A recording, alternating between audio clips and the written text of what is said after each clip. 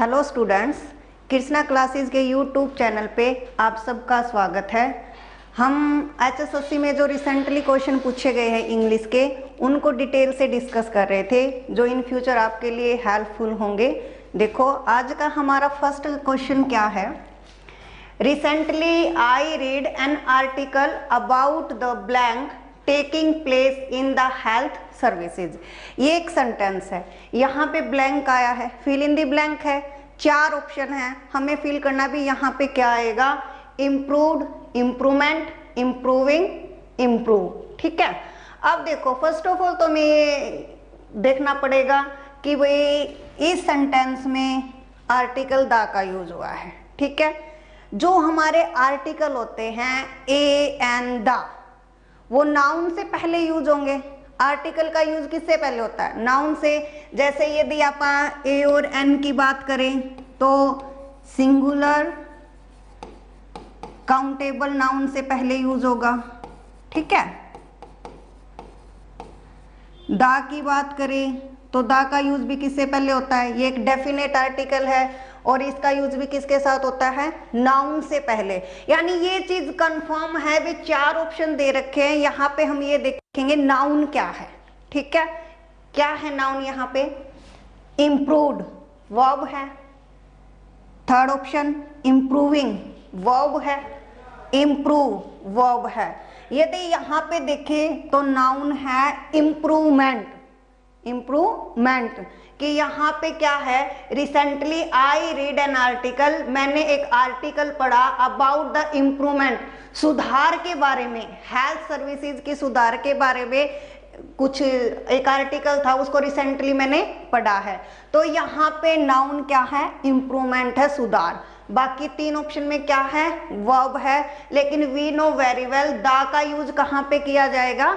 Article से, noun से पहले। तो हम ये देखेंगे यहाँ पे नाउन क्या है? इम्प्रूव से बना इम्प्रूवमेंट। इम्प्रूव एक वर्ब है, यदि वर्ब से MENT लगा देते हैं तो क्या बन जाता है? नाउन, सुधार। तो यहाँ पे गिवन ऑप्शन भी करेक्ट रहेगा। डन। अब नेक्स्ट क्वेश्चन देखो, fill in the blank with correct option. अब यहाँ पे भी फिल इन द ब्लैंक है। The parcel blank a month ago. अब एक चीज देखो इस सेंटेंस में, यहां पे क्या आया है बच्चों? देखो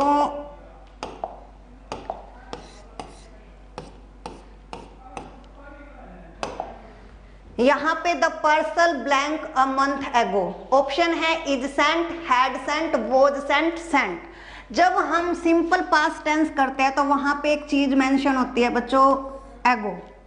ठीक है। जहां पे एगो आएगा वो दिखाता है सिंपल पास्ट टेंस, यानी पास्ट इंडेफिनिट। ठीक है। पास्ट इंडेफिनिट टेंस एगो क्या शो करेगा? जैसे यस्टरडे है, लास्ट है, ये तीन चार वर्ड है।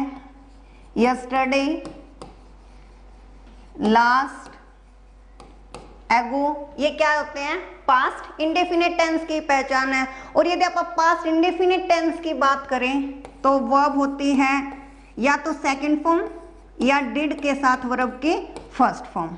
ठीक है। या तो सेकंड फॉर्म होगी या डिड के साथ वर्ब की फर्स्ट फॉर्म होगी। तो अब मैंने देखा एगो, एगो आते ही सब सारे बच्चे के माइंड में क्या आता है कि भाई सेकंड फॉर्म आएगी, है ना?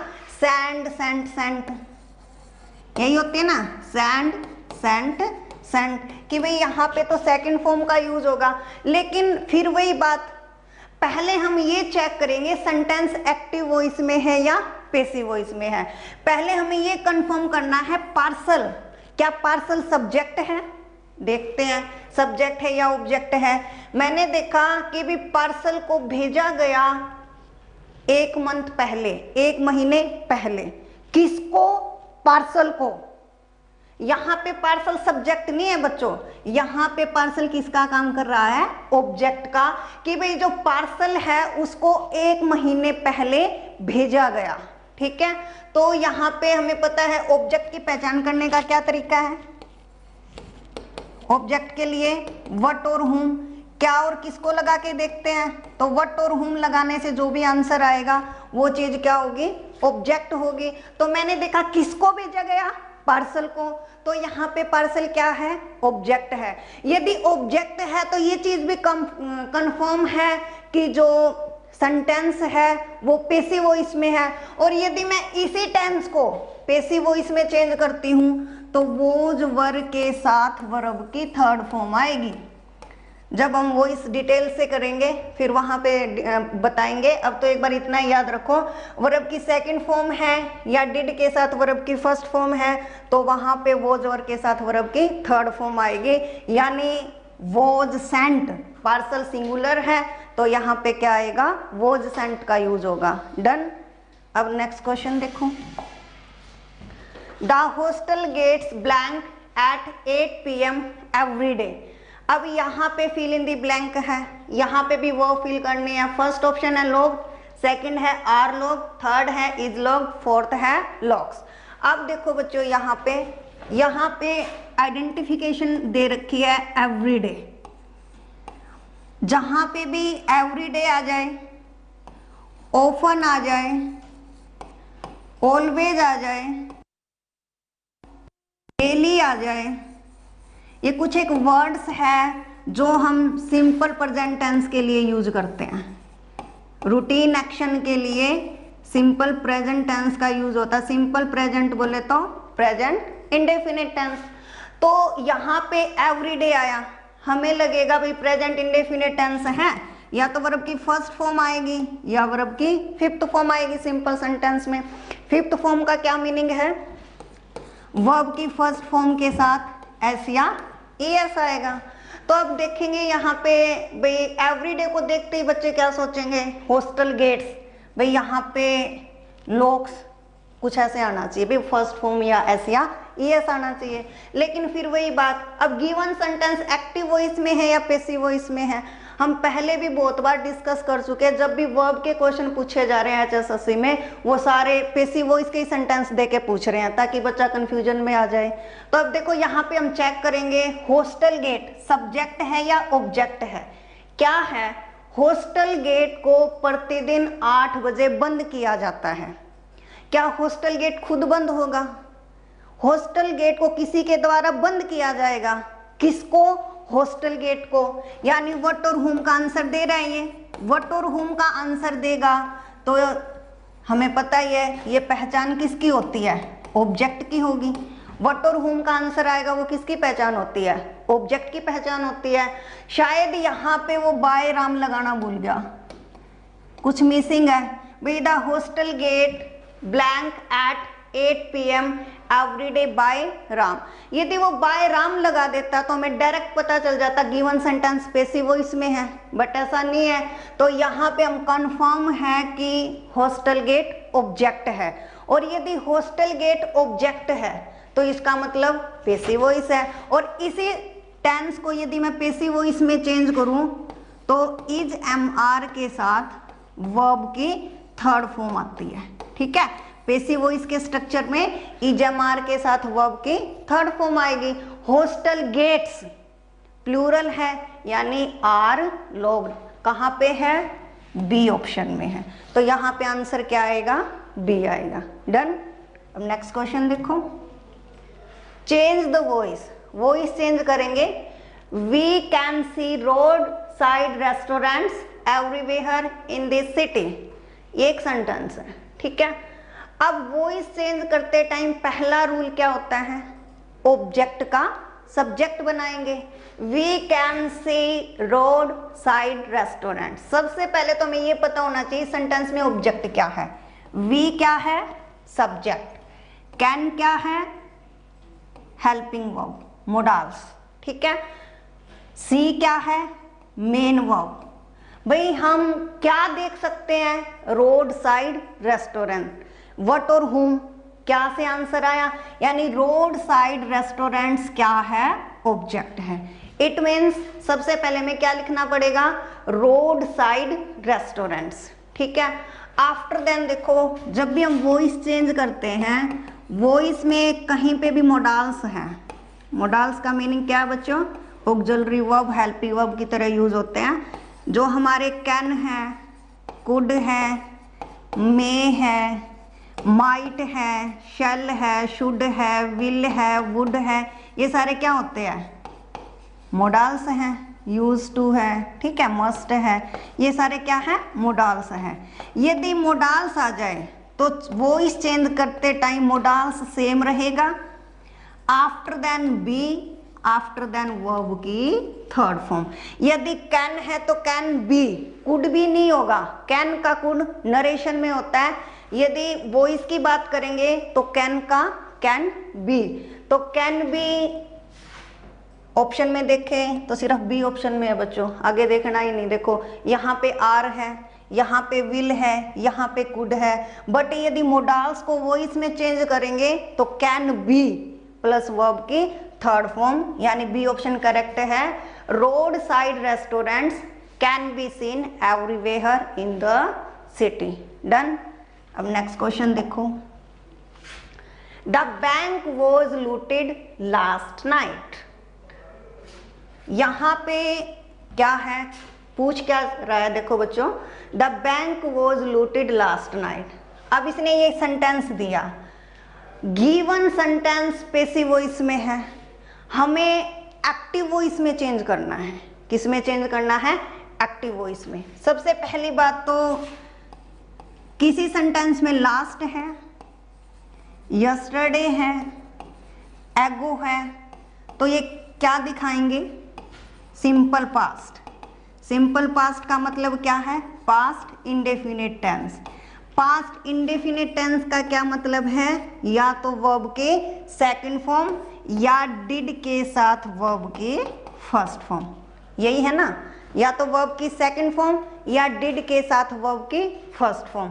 अब मैंने देखा भाई लास्ट है, ये पैसिव वॉइस है, एक्टिव वॉइस बनानी है, तो लास्ट के साथ वर्ब की सेकंड फॉर्म सिर्फ डी ऑप्शन में है बच्चों। क्योंकि यदि मैं इसकी पैसिव वॉइस बनाती हूं तो वोज वर्ब के साथ वर्ब की थर्ड फॉर्म आएगी। क्या आएगी? वोज वर्ब के साथ वर्ब की थर्ड फॉर्म आएगी, ठीक है। वैसे तो यहाँ पे हमें डायरेक्ट पता चल गया कि भाई यहाँ पे वोज वर्ब के साथ वर्ब की थर्ड फॉर्म थी, तो एक्टिव वॉइस बनाएंगे तो सेकंड आनी चाहिए, तो सेकंड सिर्फ डी ऑप्शन में है। डन। लेकिन कई बच्चे फिर सोचेंगे ये somebody कहाँ से आ गया? देखो, the bank was looted last night. अब कंफर्म है कि यहाँ पे बैंक ऑब्जेक्ट है, ठीक है। भी बैंक को पिछली रात लूट लिया गया, भी किसी ने तो, भी चोरों ने, राम ने, किसी ने तो लूटा। यदि यहाँ पे राम होता तो यहाँ पे somebody की जगह क्या आ जाता? राम। लेकिन यदि जब हमारे पास पैसिव वॉइस में सब्जेक्ट मेंशन नहीं होता तो यहाँ पे मैं somebody भी किसी ने इंडेफिनिट प्रोनाउन का यूज कर सकती हूँ, इसलिए यहाँ पे क्या आया है? somebody looted the bank last night। Clear? अब नेक्स्ट क्वेश्चन पे चलते हैं बच्चों। Let's play volleyball. अब यहाँ पे आर्टिकल बताना है, ठीक है। तो देखो बच्चों, आर्टिकल की यहाँ पे जरूरत नहीं है, ठीक है। नो आर्टिकल, आर्टिकल का यूज यहाँ पे नहीं होगा, ये बात याद रखेंगे, ठीक है। क्यों नहीं होगा? कहीं पे भी गेम के नेम आ जाए, जैसे क्रिकेट है, फुटबॉल है, वॉलीबॉल है, ठीक है, इनसे पहले आप नो आर्टिकल, आर्टिकल का यूज नहीं करते, ठीक है। गेम के नेम से पहले आर्टिकल का यूज नहीं होगा। डन। अब नेक्स्ट देखो बच्चों, select the correct sentence from the following option. ये लैब अटेंडेंट के अंदर क्वेश्चन आया है बच्चों। 4 ऑप्शन है, इसमें 3 गलत सेंटेंस है, 1 ठीक है। हमें ये पता करना भी कौन सा सेंटेंस ठीक है, कौन सा गलत है, ठीक है। एक बार फर्स्ट ऑप्शन पे चलते हैं। His father is passed away last night. Last जहां पे आएगा पास्ट की बात है, भी पिछली रात, पास्ट की बात है, तो यहाँ पे तो इज है, यानी फर्स्ट तो वैसे ही गलत हो गया। सेकंड में last, was pass, direct was के साथ देखो बच्चों, कहीं पे भी वोज या वर है, या तो उसके साथ वर्ब की थर्ड फॉर्म मिलेगी यदि पैसिव वॉइस का स्ट्रक्चर है। यदि डायरेक्ट कोई सेंटेंस है तो वॉज वर्ब के साथ वर्ब की फोर्थ फॉर्म। फोर्थ फॉर्म का क्या मतलब है? फर्स्ट फॉर्म के साथ आईएनजी मिलेगी। अब दोनों में से कुछ भी नहीं है, यहाँ पे वॉज, यहाँ पे पास, यानी वॉज वर्ब के साथ फर्स्ट फॉर्म दे दी, ये भी गलत है। लास्ट आया तो सी भी नहीं आएगा बच्चों। क्यों नहीं आएगा? इज पासिंग दे दिया, लेकिन यहाँ पे लास्ट पास्ट इंडिकेशन है, तो ये भी गलत है। अब ठीक क्या है? फोर्थ ऑप्शन ठीक है। क्यों है? देखो, जहां पे लास्ट आएगा वहां पे सिंपल पास्ट टेंस आएगा, और सिंपल पास्ट टेंस में वर्ब की सेकंड फॉर्म आती है। ठीक है, तो याद रखेंगे यहाँ पे डी ऑप्शन करेक्ट है। His father passed away last night. वैसे भी यदि आपको ये पता है ना भी लास्ट पास्ट इंडिकेशन को दिखाएगा और सिंपल पास्ट की पहचान है, तो आप डायरेक्ट फोर्थ ऑप्शन पे जा सकते हैं। सिर्फ सेकंड फॉर्म फोर्थ ऑप्शन के अंदर या बाकी किसी में भी सेकंड फॉर्म का यूज नहीं है। क्लियर? अब नेक्स्ट क्वेश्चन देखो। Select the correct sentence from the following option. अब एक चीज देखो बच्चों, मैंने 4 ऑप्शनों को देखा। फर्स्ट में है why there is a large crowd outside Mithu's house. Why is there such a large crowd outside Mithu's house? Why such a large crowd? First of all मैंने क्या देखा कि भी WS फैमिली आई है। ठीक है, क्या है? मैंने क्या देखा कि भाई WS फैमिली का यूज हुआ है यहाँ पे। ठीक है, WS फैमिली। WS फैमिली का मतलब है ये इंटेरोगेटिव सेंटेंस है। देखो सब में इंटेरोगेशन मार्क है। ठीक है, यहाँ पे इंटेरोगेटिव सेंटेंस है, इसलिए यहाँ पे क्वेश्चन मार्क का यूज हुआ चारों में। कन्फर्म? नेक्स्ट, जहां पे भी क्वेश्चन मार्क आ जाए तो आप सबको पता है बच्चे, इंटेरोगेटिव सेंटेंस में सबसे पहले क्या आती है? हेल्पिंग वर्ब, उसके बाद सब्जेक्ट, उसके बाद मेन वर्ब, उसके बाद object, after then sign of interrogation. लेकिन एक चीज और है बच्चों, यदि WH फैमिली है ना तो WH फैमिली स्टार्टिंग में आएगी। WH फैमिली कहाँ पे आती है? स्टार्टिंग में आती है। ठीक है भाई, यदि इंटेरोगेटिव सेंटेंस है तो इंटेरोगेटिव सेंटेंस में WH फैमिली पहले, आफ्टर देन हेल्पिंग वर्ब आएगी, सब्जेक्ट नहीं आएगा। क्यों? क्योंकि इंटेरोगेटिव है, इंटेरोगेटिव में हेल्पिंग वर्ब का यूज सब्जेक्ट से पहले होता है। इंटेरोगेटिव सेंटेंस की हमारी यही पहचान है ना, हेल्पिंग वर्ब का यूज सब्जेक्ट से पहले होगा। ठीक है, तो देखो बच्चों, अब मैं चेक करती हूँ। Why why why why, there is there. अब हेल्पिंग वर्ब क्या है? इज है, ये पहले आई है ना, इसका मतलब करेक्ट आंसर क्या है? बी है। यहाँ पे भी सच है, यहाँ पे भी सच है। मतलब हमें ज्यादा टेंशन लेने की जरूरत नहीं है बच्चों, बस हम ये थोड़ा सा इंग्लिश में स्ट्रक्चर याद रखेंगे। ठीक है, इंग्लिश का क्या है, बहुत सारी चीजें ऑप्शन पे डिपेंड करती है। अब यहाँ पे ज्यादा दिमाग लगाने की जरूरत ही नहीं थी। अब यहाँ पे क्या था, हमें पता भी इंटेरोगेटिव सेंटेंस है, और इंटेरोगेटिव सेंटेंस में जो हेल्पिंग वर्ब है वो सब्जेक्ट से पहले आएगी। ठीक है, तो सिर्फ ये यहाँ पे है जो हेल्पिंग वर्ब सब्जेक्ट से पहले आई है। क्लियर? नेक्स्ट देखो, blank food that you cooked was very good. ठीक है, क्या है? Was very good. यहाँ पे बच्चों फुल स्टॉप है, आर्टिकल फिल करना है, fill in the blank appropriate article. And the fill करेंगे। क्वेश्चन एक बार दोबारा, ब्लैंक फूड भोजन, दैट यू कुक्ड जो तुमने पकाया, वॉज वेरी गुड वो बहुत अच्छा था। स्पेशल है बच्चों, क्या बोल रहा है कि भी जो भोजन तुमने पकाया था, कौन सा भोजन जो तुमने पकाया था वो क्या था? गुड था, अच्छा था। इसका मतलब क्या है? स्पेशलिटी। और जब कभी भी हम आर्टिकल में कोई स्पेशल चीज का मेंशन करते हैं तो कौन सा आर्टिकल का यूज होता है? द। डेफिनेट आर्टिकल द का यूज होगा। यहाँ पे कौन सा फूड है? डेफिनेट है कि जो तुमने पकाया था वो फूड अच्छा है। और कोई भी स्पेशल चीज के लिए आप क्या यूज करते हैं? फूड। अब स्पेशल चीज जरूरी नहीं है फूड हो, यहाँ पे फूड आ गया, मैं बोल दूं अब कल आपका कोई एग्जाम होगा, वहां पे क्या पता ये आ जाए कि भाई वही चाय गर्म है जो मैं पी रही हूं, तो स्पेशल है। भी उसने बोल दिया कौन सी चाय जो मैं पी रही हूं सिर्फ वो गर्म है, मैं बोल दूं भाई वही रोज अच्छे हैं जो मेरे गार्डन में है, ये भी तो स्पेशल है। भी मैंने बोल दिया, मैं सबकी बात नहीं करती, मैं क्या बोल रही हूं कि भाई वही रोज अच्छे हैं जो मेरे गार्डन में है। मैं ये बोल दूं भाई मेरे को तो वही मार्कर चाहिए जो इस मेज पे रखा है। अब मार्कर तो बहुत सारे होंगे, लेकिन मैंने स्पेशल इंडिकेशन दे दिया, डेफिनेट कर दिया कि भी मेरे को तो वही मार्कर चाहिए जो इस मेज पे रखे हैं। तो यानी डेफिनेट आर्टिकल यहाँ पे किसका यूज होगा, द का। स्पेशल कुछ भी हो सकता है बच्चों, डन। यानी यहाँ पे थोड़ा सा मैं मेंशन कर दूं भाई स्पेशलिटी के लिए किसका यूज करते हैं, द का, ठीक है, याद रखेंगे। अब नेक्स्ट क्वेश्चन पे देखो, चेंज द पैसिव वॉइस, ठीक है। अब यहाँ पे वॉइस चेंज करेंगे।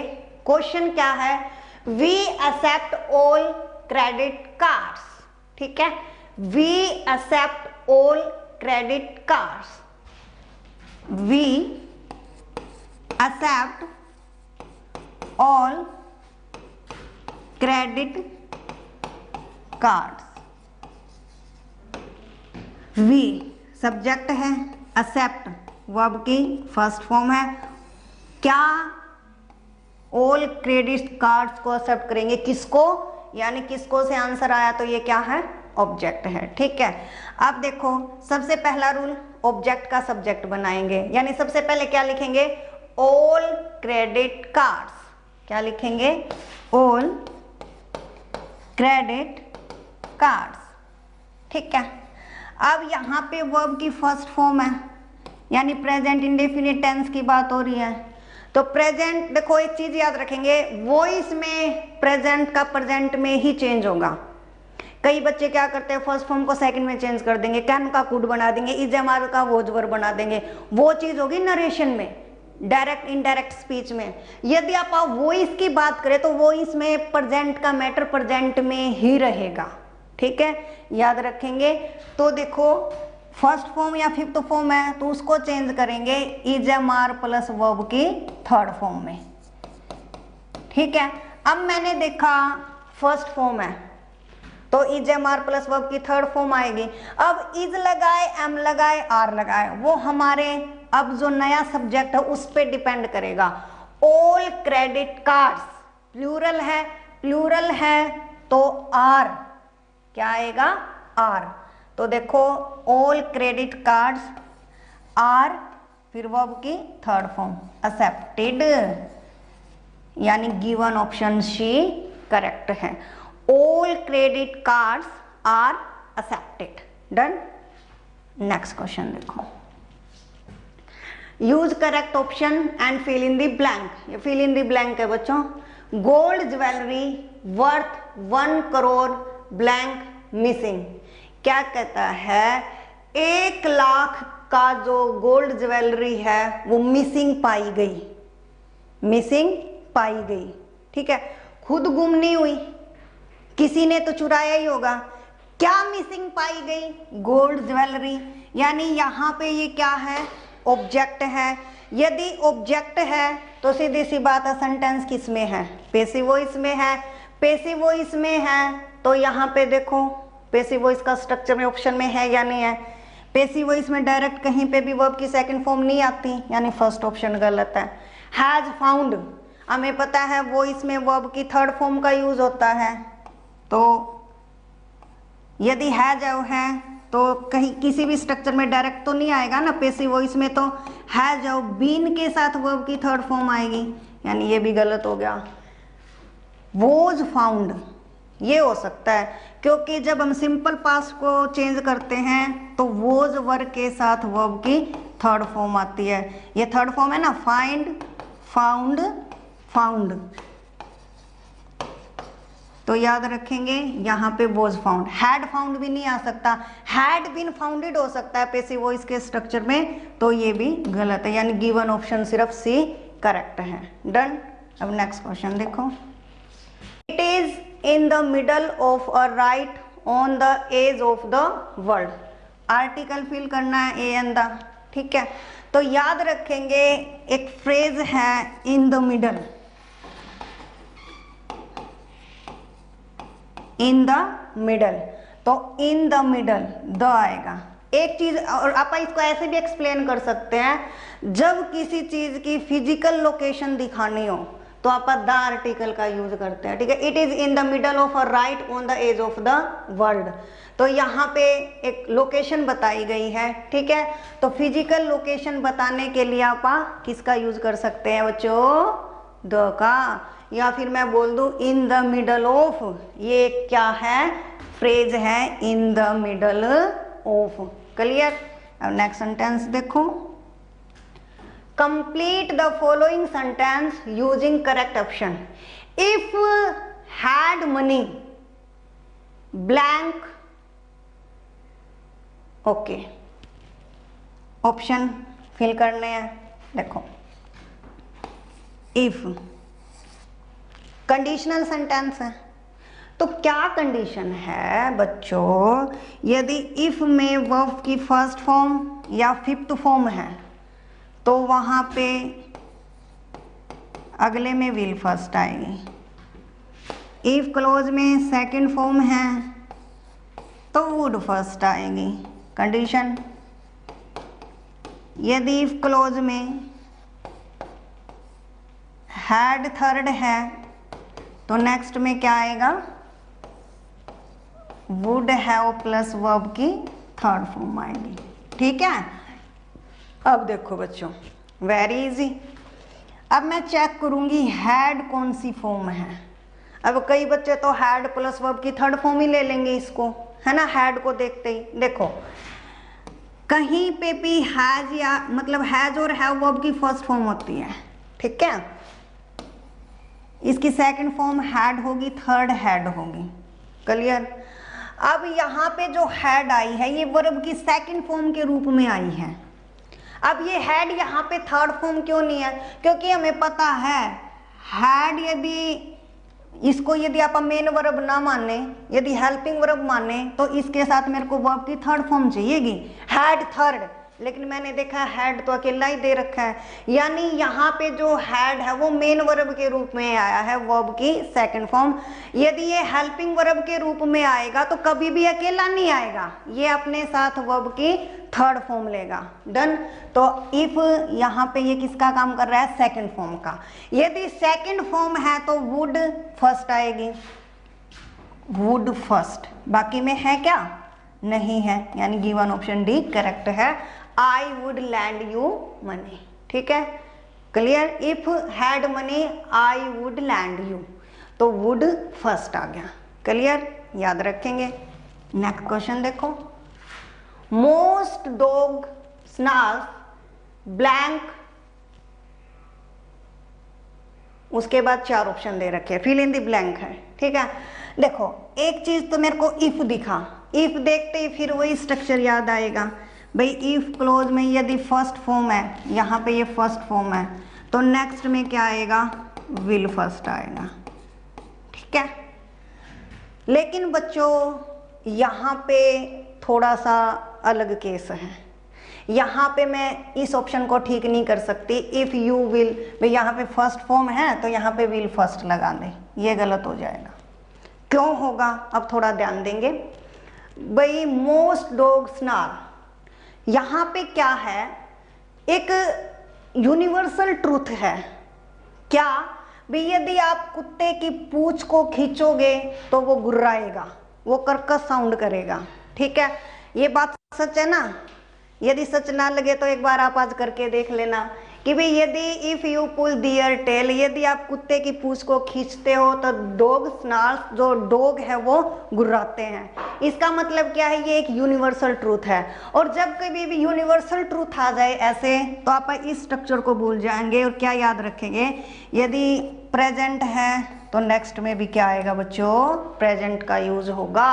यानी if you will pull their tail, कौन सा ऑप्शन ठीक है, अब ए ऑप्शन ठीक है। यहाँ पे कंडीशन का कुछ नहीं है, यहाँ पे एक यूनिवर्सल ट्रूथ की बात हो रही है कि भाई जब भी आप टेल को पूंछ को पुल करते हो तो डॉग स्नाल्स जो कुत्ते हैं वो गुर्राते हैं। ठीक है, तो हर जगह ये चीज़ भी अप्लाई नहीं होगी, तो रटने से भी काम नहीं चलेगा। ठीक है, तो थोड़ा सा इन चीज़ों को आप ध्यान रखेंगे।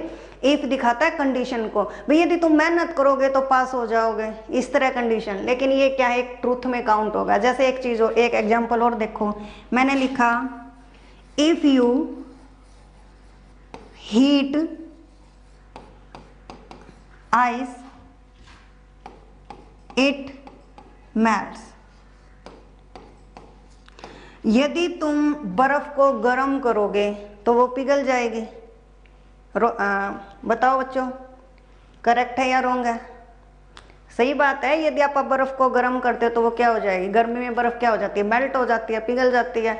यानी ये यूनिवर्सल ट्रूथ है। यहाँ पे फर्स्ट है तो यहाँ पे भी फर्स्ट या फिफ्थ, यहाँ पे जरूरी नहीं है फर्स्ट ही आएगी, फिफ्थ भी तो आ सकती है। सेम सेंटेंस है प्रेजेंट इंडेफिनिट टेंस, तो ये सिंगुलर था तो मेल्ट्स आ गया, यू प्लूरल था तो डायरेक्ट वर्ब की फर्स्ट फॉर्म आई। क्लियर? अब नेक्स्ट देखो, द ब्लैंक, एक बार तो क्वेश्चन में देखो पूछ क्या रहा है, आर्टिकल, सुटेबल आर्टिकल फिल करना है। ब्लैंक शताब्दी एक्सप्रेस इज वेरी फास्ट। शताब्दी एक्सप्रेस क्या है बच्चों, ये name of the train, train का नाम है। ठीक है, तो यहाँ पे कहीं पे भी ट्रेन का नेम आ जाए, गोरखधाम एक्सप्रेस, कुछ भी, बहुत सारी ट्रेन आपको पता ही है, तो यहाँ पे जो ट्रेन्स के नेम आ जाए तो वो अपने साथ हमेशा द आर्टिकल का यूज करता है भाई। ठीक है, तो यहाँ पे क्या आ जाएगा, द का यूज होगा।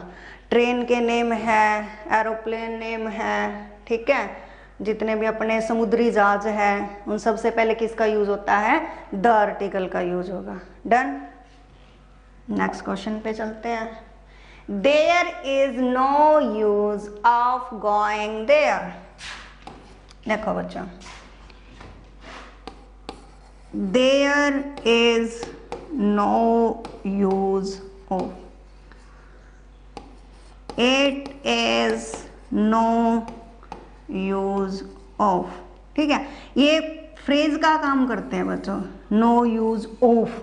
ठीक है, ये एक फ्रेज है, तो there is no use of, यहाँ पे ओ एफ ऑफ का यूज होगा भाई, वहां पे जाने का कोई भी फायदा नहीं है। ठीक है, जैसे अपन नहीं बोलते it is no use of crying over spilt milk, भाई अब पछताए क्या होत जब चिड़िया चुग गई खेत। यानी क्या है, ये एक फ्रेज है तो उसके अकॉर्डिंग ही याद रख लेंगे आप भाई, there is no use of going there. ठीक है भाई, प्रपोजिशन के बाद आईएनजी का यूज होता है। ठीक है, और ये एक फ्रेज है तो यहाँ पे there is no use O F of का यूज होगा। ठीक है, ओ डबल एफ ऑफ क्या होता है बच्चों, अलग होना। ठीक है, अपादान कारक हिंदी में सुना है ना, तो उसका यही मीनिंग है O double F of. Done. अब नेक्स्ट क्वेश्चन पे चलते हैं। We are sitting blank the tree, यहाँ पे प्रपोजिशन फिल करनी है।